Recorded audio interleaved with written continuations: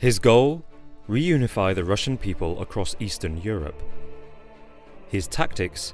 Infiltrate the former Soviet states and stockpile Russia's weapons supply. Moscow correspondent Oliver Bullough says that President Vladimir Putin is on a mission to rebuild his country to its former glory, and reverse the events of 1989, when the Russian Empire dissolved and was left in tatters. For Russia, national intervention is the only means of salvation for the abandoned peoples of the Russian Federation, who are scattered across the former Soviet states, and this spells bad news for the rest of us.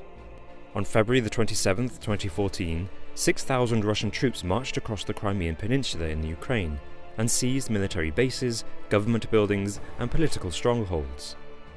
Almost immediately, Russia called a referendum which voted in favour of Crimea joining the Russian Federation.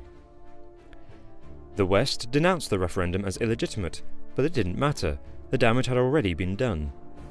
Putin was one step closer to fulfilling his dream of reunification of the Russian people.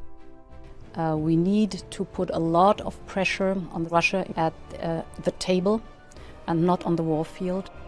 The recent activity in Eastern Europe sounds all too familiar to a series of military events that occurred in the 1930s. Ideological revenge, the flouting of international laws and military expansion. Putin will stop at nothing to rebuild his 20th century superpower. And history has a habit of repeating itself.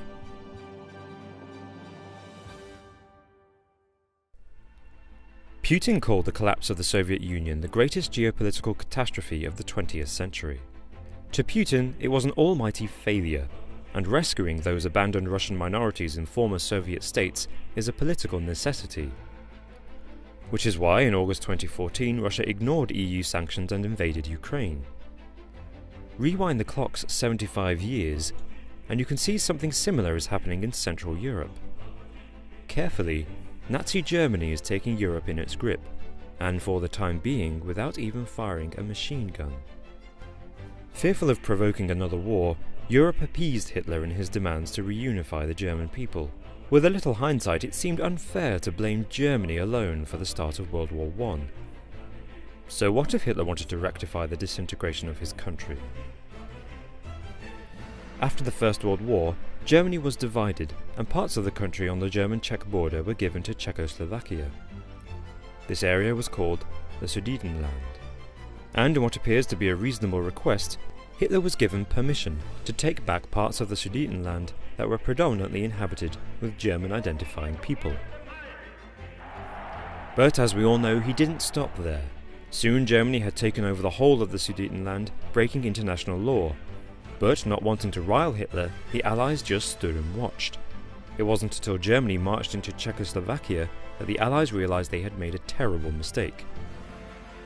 And that's exactly what's happening today in the Ukraine. Russia's annexation of the Crimea led to an outright invasion of the rest of Ukraine. Despite a ceasefire agreed in Minsk in September 2014, Russia marched on, and like the Allies in 1938, the West did nothing. European peace is what I am aiming at. Britain, Germany and the USA have ruled out using force to stop Russia taking over the Ukraine because they fear a nuclear war. In the meantime, Russia is only getting stronger, just as Nazi Germany did in the 1930s.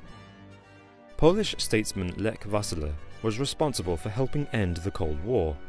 He believes that Putin's involvement in Ukraine could result in the death of tens of millions.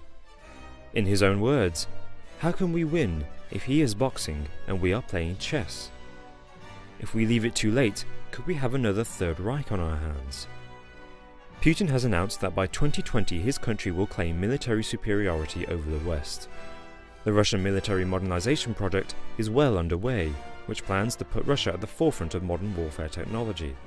Military officials from the Global Security Foundation, Plowshares, have reported that already Russia possesses 8,500 nuclear warheads. That's 1,000 more than the United States. In February 2015, Russian spies were caught on American soil, and 2 Russian bomber aircrafts were spotted flying over the English Channel. Alarmingly, news broke in March 2015 that if the West had got militarily involved in the annexation of the Crimean Peninsula, then Russia was prepared to take nuclear action. Putin's words are not empty threats. One false move, and we could all be in danger. Paranoia, military tension, and fear-mongering. The Russian Federation may be engineering the perfect environment to initiate a Third World War.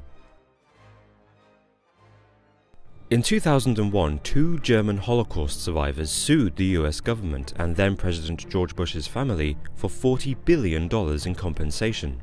They claimed that the Bush political dynasty had financially benefited from Auschwitz slave labor during World War II, and that it was this money that had established their family fortune and political empire.